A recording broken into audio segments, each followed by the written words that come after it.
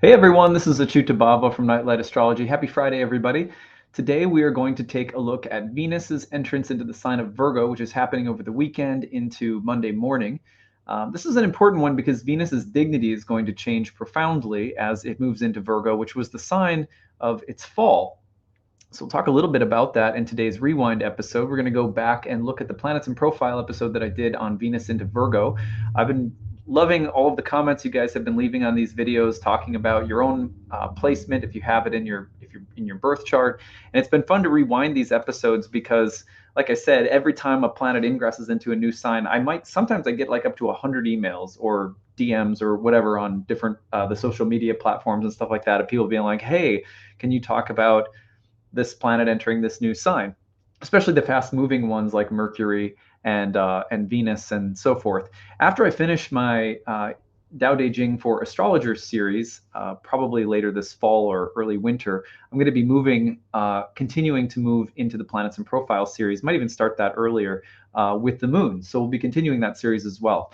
Anyway, I hope that you will like this deep dive into the placement of Venus in Virgo. Before we get into it, don't forget to like and subscribe, share your comments, especially if you have Venus in Virgo. I'd love to hear from you and hear how you experience this planet. I think it can be, dignities are really beautiful if you understand them correctly. If you don't, they can be things that, they can freak people out or they can be misused. And so I hope this video clarifies that. But I'd love to hear your stories, especially if you were born with Venus in Virgo, or maybe you're married to someone with Venus in Virgo or whatever.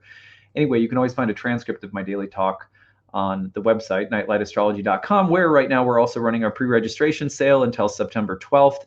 Let's go over to the website right now. And here we are. So, Roots and Spheres. A moon circle. Really excited about this. The Roots and Spheres class begins January 19th of 2023. So this pre-registration sale lasts until September 12th. You can take advantage of a greatly reduced price on tuition.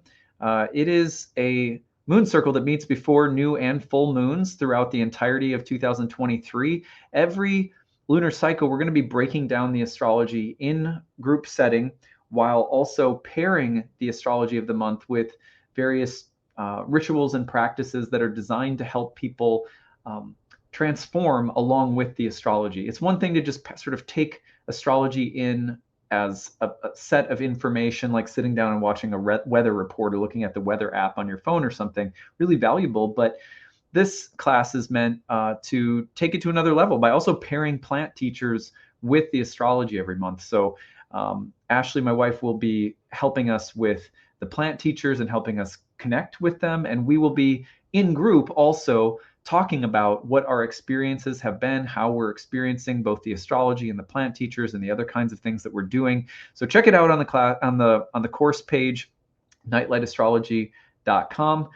You can save quite a bit off when you use the early bird rate. There's a payment plan if you need it. There's also always tuition assistance. We try to make sure no one's ever priced out. So check any of those things out. The other class is the Masterclass series. The Masterclass series is also on sale until September 12th. These are 4 Masterclass seminars, 1 per season throughout 2023. You can take a look at what those are. We've got 1 on the moon cycle, 1 on the cycles of Venus and Mercury, 1 on zodiacal releasing, and 1 on unlocking temperament and personality in the birth chart. These are like for people who I would say have some experience in astrology already, preferably with traditional or Hellenistic astrology, have an interest in those things. This is something that's meant especially to help students in my programs develop aspects of the curriculum that we don't have time to do, 10 more hours on. So hopefully this will really satisfy that for a lot of my students in particular. But early bird payments available. There's a payment plan. If you wanted to do just one of the master classes, you can purchase them a la carte. And there's tuition assistance available as well. All right. Well, thank you for letting me promote my classes. Appreciate it. And I hope that you will enjoy Venus in Virgo today. And please, again, leave your comments and tell me what it's like for you to be a Venus in Virgo. All right. Take it easy, everyone. Hi, everybody. This is Elenbaas. It is July 9th today, and we are going to be taking a look at today's entrance of the planet Venus into the sign of Virgo. So this is not like a monumental transit or anything, we have Venus entering Virgo pretty regularly. Definitely, you're going to see Venus entering Virgo every summer. Venus always follows behind the sun or in front of the sun very closely within two signs. So Venus entering Virgo is not like the biggest deal in the world, but whenever a planet changes signs in your birth chart in ancient astrology using whole sign houses, it changes houses, and so you have a new set of topics that are being activated by the ingress of a planet into a new sign. So it is worth paying attention to whenever any planet, no matter how fast it moves, changes signs. So for that reason, we want to take a look at Venus entering the sign of Virgo. It's going to do so late tonight, Eastern time, a little bit earlier in the evening if you're on the West Coast. And one of the main topics that I want to explore today, in addition to just the general what can I expect from Venus entering Virgo, is this question about planets being in their fall or depression. What does it mean that ancient astrologers had this certain category that they used for planets that were said to be depressed or in their fall? Specifically, what did ancient astrologers have to say about Venus being depressed in the sign of Virgo? Why did they use this language? What does it mean? What is it getting at? What does it mean for us? What does it mean if I was born with Venus in Virgo? So these will be some interesting things to look at today. And this is part of my intention to start looking at individual planets and signs a little bit more, because one of the things that I get questions about consistently, like all the time, is what does it mean that I was born with some planet in some sign? So hopefully we'll build a little library of audio video clips that will be a little bit shorter than my normal talks on the transits are usually 45 to 60 minutes. So the purpose of these is also to try to bring more people into astrological learning and build some bridges into the longer work that I do by providing some sort of shorter videos that are more compact and covering just basic things like what is Venus and Virgo all about, or we could have easily just as done one on Venus and Leo or something like that. So that everyone has an awareness of what you're getting into here. That's our focus for today. So let's start by just asking the very basic question of what does it mean that Venus is going into Virgo, and what are some very initial things that we can say about this placement? First of all, Venus entering Virgo means that Venus is moving into a Mercury-ruled sign. It's not just a Mercury-ruled sign, it's the sign of Mercury's domicile and exaltation. So this is a place that Mercury is very, very strong in. It's an earth sign, it's a feminine earth sign. And it's a sign that comes in the solar year, comes at the end of the summer, very last sign of summer. So you know that when Venus is entering Virgo, very recently, it was the end of summer, or it is moving toward the end of summer. We're only in Cancer season right now. Venus is therefore very far out ahead of the sun in zodiacal order, which means that Venus is going to turn retrograde. And so Venus will be turning retrograde in October when it enters the sign of Scorpio. So anyway, all of that is just some sort of the basic details that you need to know. And the way that we read any planet in any sign, and the way that you understand it in your birth chart, is by first breaking down the basics. So what does it mean that Venus is entering a Mercury-ruled sign? Let's start there. First of all, it means that Venus is going to start expressing herself. I'm going to use her in just a generic way because it's easy. The goddess. Venus is going to start expressing herself. And by her, we obviously are, the feminine is both in men and women. So we're kind of assuming that for starters. But Venus will start expressing herself through the lens of Mercury, which means that Venus will start behaving in a more mercurial fashion. What is Mercury and what is Venus? That's what we have to discover now. Well, Venus's basic MO is things like she represents topics like friendship and harmony and beauty and aesthetics and grace and sensuality and desire, even lust.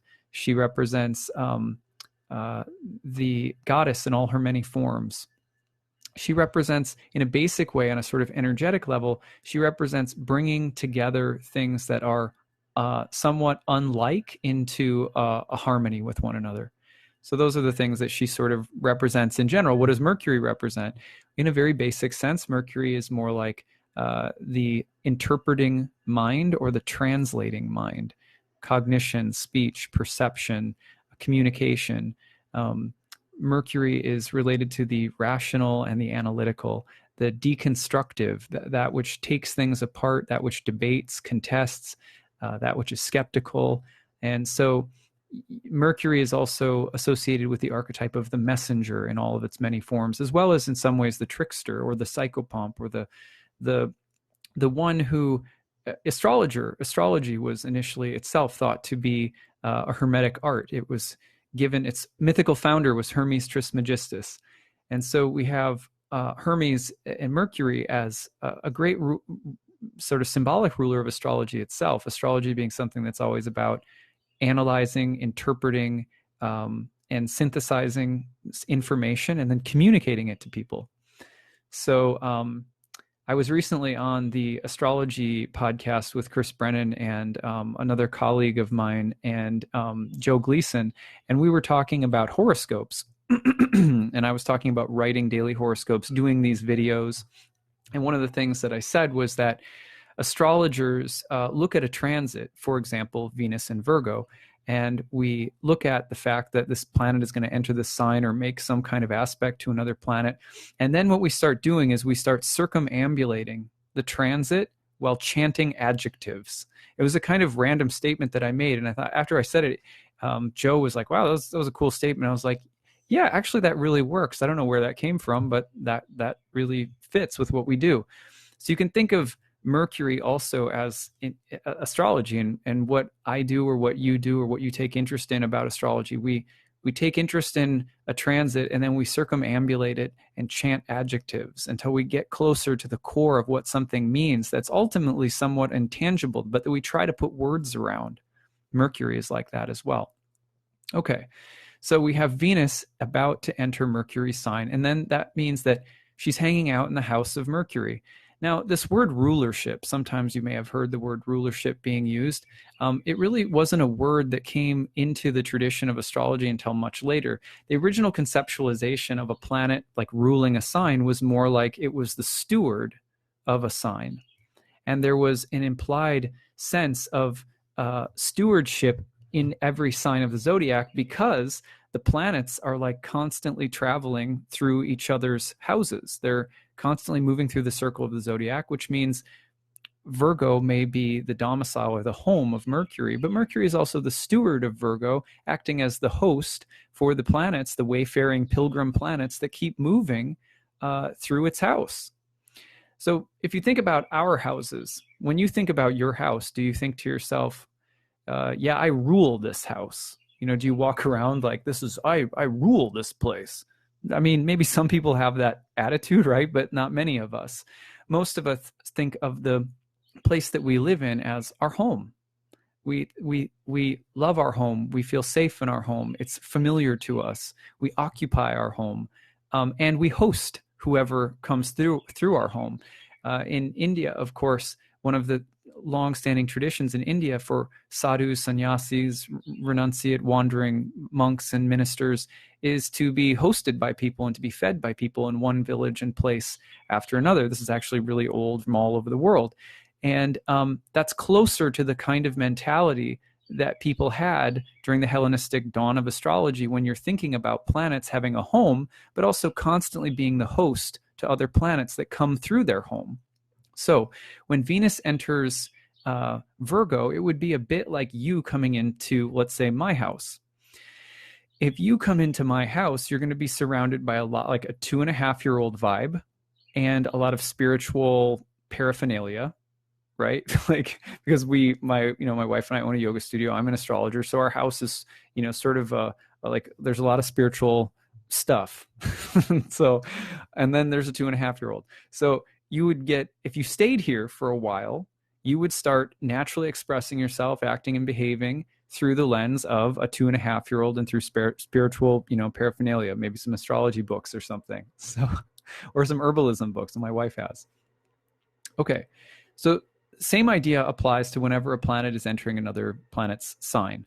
because it's entering Virgo, it doesn't mean that suddenly it's entering a domain of fussiness and criticalness and pickiness, right? Well, some of the ways that modern astrology have taught us to emphasize the psychological meanings of signs has encouraged within us a way of thinking about the signs that doesn't fully acknowledge where and how some of those stereotypes are generated, where they come from, how are they generated. Virgo is not inherently a sign that's about fussiness. It's a sign that's inherently mercurial and earthy. And so when you bring Mercury and the element of earth together, one of the ways in which they might behave will be fussy or critical, among many, many other things. So, but it's important to recognize that the symbolism of Virgo is not just coming from some random place. It's not that like, well, it's related to the harvest maiden, this constellation, and harvest maidens are like generically they're all fussy and critical. No. There are astronomical reasons based on the time of year that give us some of the sort of stereotypes that we would mention about Virgo psychologically. There are also reasons that are more accurately related to the rulership of Mercury and the element of Earth and so forth. So at any rate, that's just an aside, because you need to understand that when a planet goes into a house, it starts behaving in a way that starts acting like itself. So Venus is going to be like Venus, but she's going to be expressing herself through the lens of through the lens of Mercury, excuse me. And so what does that Venus look like? Well, she's in the home being hosted by Mercury. So Venus becomes a little bit more analytical. She becomes a little bit more rational. She becomes a little bit more interpretive, or she becomes a little bit more skilled. Mercury also has a ancient association with all skilled trades, whether working with your hands or technical information or data or specialty kind of skill or technical things in general. So she may become more technical. She could become more fussy. She could become more earthy and practical, concerned with things that are a little bit more conservative, that are, you're interested in shaping or forming something and like that. So those are some of the ways that Venus can start behaving very basically once she enters Mercury's home. So what does that mean in your chart? Well, right now, it may not be the biggest influence in the world because it's a pretty fast-moving transit. But you look at the Virgo-ruled area of your chart and you start thinking to yourself, Venus is going to start coming in and being like Venus. She's going to realize she wants to harmonize. She wants to start harmonizing things. She's concerned with beauty. She's concerned with friendship and love and sensuality, maybe lust, etc. But now she might be interested in those things while also adopting a kind of mercurial attitude, more technical, mental, rational, skilled, etc. Just some basics here so that you can start putting these together on your own. So then just look at that house in your chart and think, okay, that's what's going to happen. All right, so for example, in my chart, it's about to enter my 5th house. Well, that's a house that's associated with creativity and the arts. So let's say that I'm about to try to start making things, but it's going to require that I have more careful attention to details, or the things that I'm going to start crafting are going to have a more technical, analytical, or rational quality to them, right? Just very simple stuff. And that would be Venus entering Mercury's abode of Virgo and moving into my 5th house of creativity. But let's say that we're looking at the 5th house in terms of children.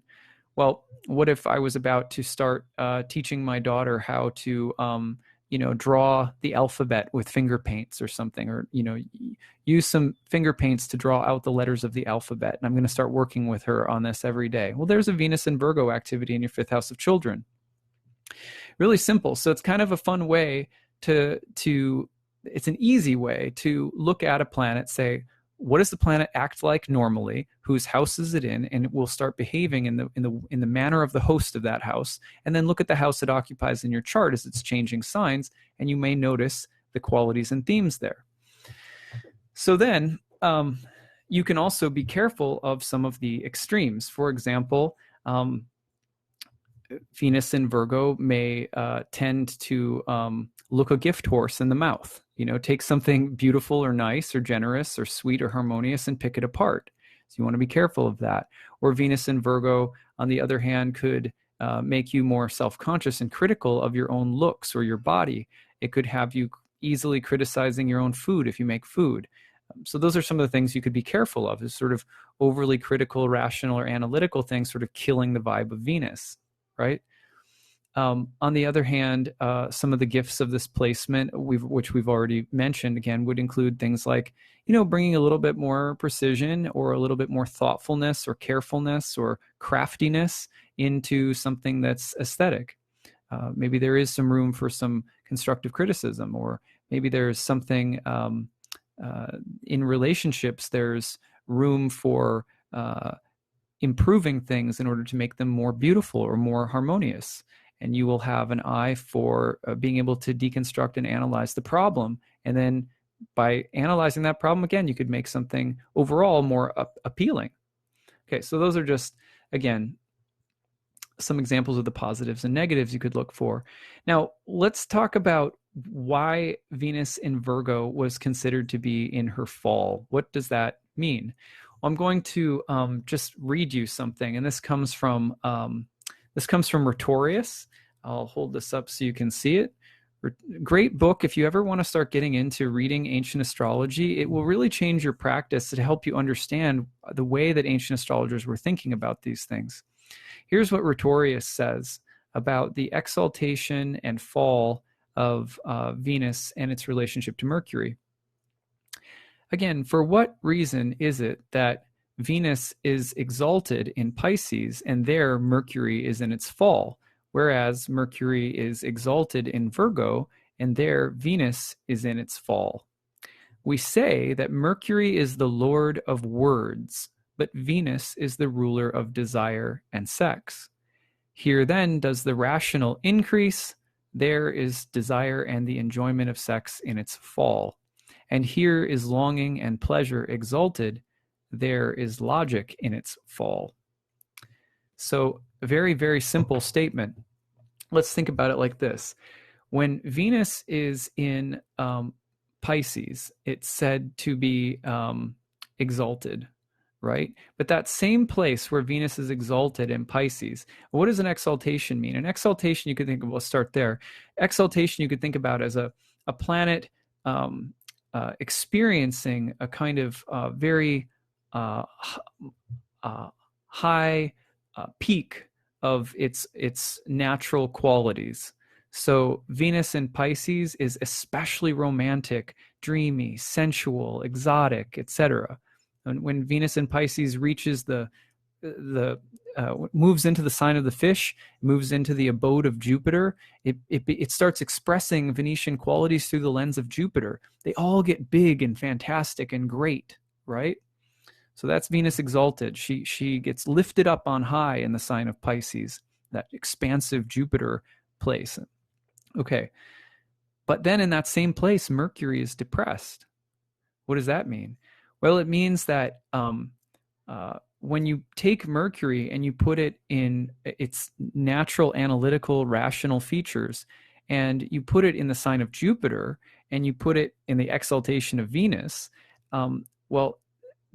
those are places where the intellectual, the rational, the deconstructive, the skeptical, the debating, the argumentation, the vacillating, those qualities are all naturally diminished in the sign of Jupiter and the exaltation of Venus.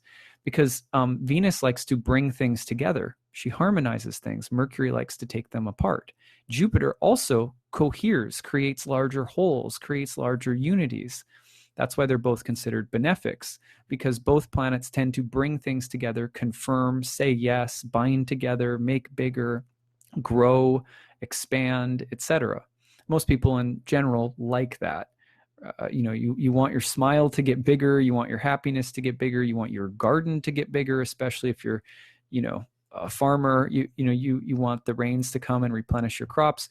You want your sex life to improve. You want your fortune to improve. You'd like your bank account to increase, right? Those are all Venus, Jupiter things, because Venus and Jupiter is, working things together to grow them. Mercury's natural feature is about analysis, interpretation, etc., it doesn't do well in that kind of environment. It's naturally placed into a position, you might say, of subservience to things like faith, Jupiter, or coherence or adherence or harmony, and also indulgence. Here's the thing about Mercury. It doesn't do well in that sign either, is that Mercury is the one who says, should I really be doing this? It looks good, sounds good, looks like it'll make me happy, but maybe I'll feel bloated afterward, or maybe I'll get lost, or maybe it looks good, but all that glitters isn't gold. So the rational and analytical is also sort of swept out to sea in Pisces, because Jupiter, Venus like to hang out there. Okay, so there's Mercury in its depression. Flip it over to the other side, and what do you have? You have Venus in Mercury's sign, and that's why we say she's depressed, because now Venus has to hang out in the opposite environment that she likes. That's why Rhetorius says, very basically, Mercury is the lord of words, Venus is ruler of desire and sex, where the rational and logical are exalted in Virgo, Mercury's exaltation in Virgo and its rulership. In that place, Venus is depressed, because she doesn't do well in an environment that is predominantly analytical, that's predominantly mental, etc. So Venus is in her fall in Virgo because the tension between her natural qualities and the environment of Mercury is really intense. So let's say, for example, Venus is going over to hang out at a mathematician's house, and the mathematician's house is just total chaos. There's no aesthetic harmony. There's no clean space. You've got papers and books and chalkboards filled with equations everywhere, and the mathematician is like the stereotypical image of like a crazy scientist or something, just unkempt, but like just like bubbling out of the brain. Venus takes one look and is like, oh, you're killing me. You're not going to be fun to go to bed with, probably. Your house is a mess. It smells like cat pee, whatever. Like Venus is not going to like love that environment. Okay, so she's naturally uncomfortable, basically, is what we're trying to say. So what does that look like? Okay, well, it can actually play out in some very, very interesting ways. Let's talk about some people. First of all, like just Venus and Virgo individuals that have like can put the two together in an interesting way. For example, Martha Stewart, Venus and Virgo. You have a really nice combination there of Venus getting along with Virgo, Venus getting along with Mercury as the ruler of Virgo. You have someone who is really crafty. You have someone who's not lacking in aesthetic. She's really, really talented, but it's very earthy. Has a kind of puritanical, earthy, all-American feel to it for the most part. And it was a little dry, maybe. But she's also a sort of technical master, a craftswoman, a master craftswoman. So that's a great example of Venus and Virgo. It doesn't necessarily have to mean that anything is jacked up. Okay. Similarly, one of my good friends who did my wife's astrology buddy of mine who did my wife's hair for our wedding. He is Venus in Virgo, and he is is very famous stylist in New York. We became friends through astrology while I was living in New York. I met some people and ended up getting introduced to him, and we traded some astrology for her hair. And he's done, people at the Oscars, at, all the big award shows. He had his own salon in New York City. I mean, he's been Vogue's like top stylist of the year, just has a ridiculous resume. And he's got Venus in Virgo. It's the beauty and precision combined. So there are great examples of this. However, like in the case of Martha Stewart, you also have some interesting tensions. For example, when you have the tension between Venus and Mercury going on, when Venus is in her fall in Virgo, you also have, for example, the tendency to be maybe very masterful when it comes to design, but also really uptight or pent up in some other way. So for example, not to pick on Martha Stewart, not to judge anybody, but if you've ever seen the Saturday Night Live episode there's a number of them where they have someone impersonating Martha Stewart. Often she's walking around just and she'll be totally naked in the sketch, and they'll like blur out certain parts of her body, and she'll be walking around telling you how wonderful and beautiful and perfect like everything is, and it's just so all American and perfect looking, and she's talking like a total robot, and in the meantime she's totally nude. Of course, everyone finds that skit really funny, especially if you've ever sort of seen Martha Stewart, because there's something that's just a little too perfect. Venus doesn't actually like things that are too perfect, because when things are too perfect, you can't touch them. There's no interacting. There's no sensual relating to them. It's too dry. It's too perfect. You see what I'm saying? So there's something about Venus in Virgo that can also present in a sort of perfectly, the perfect pedicure, the perfect presentation, but there's something about it that's too controlled, that's a little too rigid, that's a little too dry, like that. Because you can always see that tension with Venus and Venus in Virgo. The perfectionist tendency can actually kill something very vibrant and organic and a little bit more messy about what Venus actually is. So that's just something to think about with those two. Then let's see. Aesthetic. We talked about aesthetic precision. Okay, here's the other thing. When you have Venus in Virgo and it's the tension between Venus and Mercury appears, you can also have people who get pent up inside sexually, or they get very frustrated sexually because of a tendency to be more anxious, controlled, earthy, conservative, practical, analytical, etc.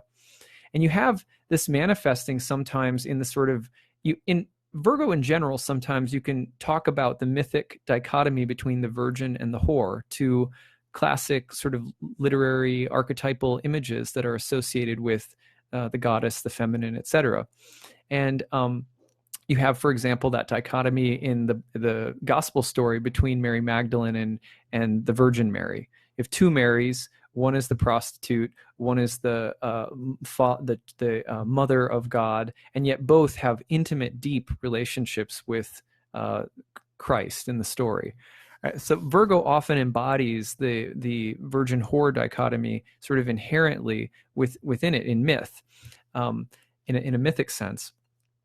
But when Venus is in Virgo, that can become extra extreme. So the tendency to be analytically held back, cautious, conservative, skeptical, or sort of nervous mentally or emotionally can lead to the need to just sort of explode into extreme displays of, sensuality, sexuality, sexual freedom, et cetera, et cetera. So, for example, Wilt Chamberlain, who's a famous basketball player, I was reading about this today. Wilt Chamberlain, apparently, I should double check this. Let me just double check it while I've got it. But I was reading this earlier today, and Wilt Chamberlain wrote a memoir, and the memoir was about his career as a basketball player. He was a very famous basketball player, and here we go. And he was a very famous basketball player, and he wrote a memoir in which he talked about having slept with he calculated it something like over 20,000 women in his life. And, you hear that and you're just like, that is so, that's just so intense. And yeah, here it is. And in fact, he has, just so you know, he has Venus in Virgo conjoined with Neptune, right? So there's that. That's exactly what I'm talking about. In fact, he struggled. We had different kinds of nervous restlessness that caused him to have insomnia for a good portion of his life. And he also had these really powerful sexual drive that accompanied his fame. Just a simple example of how it's not like Venus in Virgo is necessarily prude. So some people will say that, Venus in Virgo, it's an earth sign. The ancient astrologer said Virgo was barren, it must be that you don't get laid or something like that. But no, this is not. In fact, it can represent like intense sexual tension that may be difficult to deal with, or that may vacillate between more repressive states and more expressive ones. So that can be, but the tension between the two can be really pronounced. So that's really the point there. So, and that can stand in our lives in lots of ways. That tension, the desire to show up in a way that's organized, careful, thoughtful, considerate, the perfectionism behind that. And Venus as the feminine is much more naturally fluid and naturally harmonizing with things that are unlike. So harmony is made between things that aren't identical, they're different. And Mercury's way of dealing with differences is to analyze them and to make or build something out of them, or to deal with them in a more rational and logical way. Venus's way is to just very fluidly find ways of sort of singing things that are different together. So you can just imagine how tense it might be for Venus in Virgo to be trying to sing things together and yet constantly having to do so in a way that's much more mental and technical and sort of blocky and chunky like that. Now, to be fair, again, this can express itself in terms of like people that have Venus in Virgos who are really, really talented artists. Like John Lennon had Venus in Virgo. Nothing that's so clunky about John Lennon's music, right? It feels pretty fluid and amazing, and he had some good Libra energy in his chart. But some Venus ruled stuff going on there. But he also he was also a perfectionist, was very controlling, could be very bullying with the way he wanted things to go musically. Martha Stewart has been criticized for the same thing. So there's the same kinds of tension that can exist there. All right, so those are just some examples of Venus, people with Venus and Virgo, different things you can struggle with, or different talents you might have or abilities. Overall, the other thing you always have to remember with a fall in a chart is that it's not just about the psychological qualities or tensions that exist. A planet in its fall may also symbolize a low point in fortune. The highs and lows of fortune are constant in our life. This is our last thought. The highs and lows of fortune are constant in our life, meaning you're going to have days where some things are really, really great. Your career is kicking and in high gear, and you're really successful. You're going to have times where your career is not so great. Most of us go through ups and downs and fortune in all areas of our life our whole life long. That's because that's just the nature of the material world. Astrology has always been about the ability of the planets in the sky in this language to reflect those highs and lows. So exaltations and depressions are also about the natural way that anything in life can become really glorious and sort of uplifted, or can become really downcast. And it's not just you personally. So if you have Venus in Virgo in your chart, it doesn't just mean like, oh, I'm personally afflicted because I'm like that. No, for example, in Martha Stewart's chart, Venus is in Virgo in the House of Friends. It's in its fall in the House of Friends, rules the 12th house of imprisonment. She literally, one of the low points in her life was that she went to jail, 12th house of imprisonment, because she took insider trading advice from a friend, Venus in the 11th house of Friends. So you have, or for example, John Lennon. John Lennon's Venus in Virgo is in the 6th, which is a house of struggle and strife in ancient astrology. And that was the ruler of his house of marriage. Well, not only was he greatly criticized because of who he married for various reasons that are not fair. There was some prejudice involved and so forth. But also, he was lambasted because it was said that his marriage broke up the Beatles.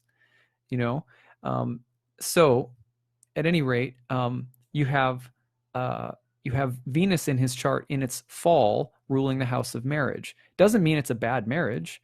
It means that there are valleys of fortune, the low points of fortune that are sometimes related, low points of destiny that may be related to the rulership of a planet over certain topics in our life. And when it's in its depression, it means it can bring the topics that it rules down into a deeper kind of place, a deeper, more difficult kind of place. So that's just, two quick examples of Venus in a chart where the Venus in Virgo may not have anything to do with you personally as much as it may also reflect some low point in fortune. But guess what? Where there's a low, there's a high. And usually the thing that's present with any exaltation or depression is the tendency toward extremes of fortune in both directions. So that's something not a lot of people know about exaltations and depressions. They're like, gosh, it's such a depressing topic. But a depression is intimately linked to an exaltation. You can't have a drop in fortune without simultaneously knowing a high. So, for example, John Lennon can't know what it's like to go through the ridicule and turmoil in his life surrounding marriage if it wasn't simultaneously connected to, like, well, you were in the Beatles and everything was so great, and then you had to go and marry, Yoko Ono. So the energy that surrounds the language of depression is linked to highs and lows of fortune and the way that they relate to one another in our lives. So it's just important to know that when you're thinking about them in your own chart. All right, so that's what we've got for today. I will see if there are any questions here. Otherwise, we're done. Never known a Virgo who was not at least a little neurotic. Thank you. Venus and Virgo, and you're loving this. Oh, good. That's good to hear. When the critic enters, love exits. There you go. Someone just realized you have Venus and Virgo. Okay, cool. All right, that's what I've got for you guys today. I hope this was interesting. Like I said, my typical talks are 45 to 60, so these I'm aiming to be more around half an hour on just more basic individual topics that people may find interesting that they may, you may have in your own birth chart. So we will hopefully talk to you guys soon. Eclipse coming up shortly, so we'll be taking a look at the upcoming eclipse in the next couple of days. All right, guys, have a good one. Bye.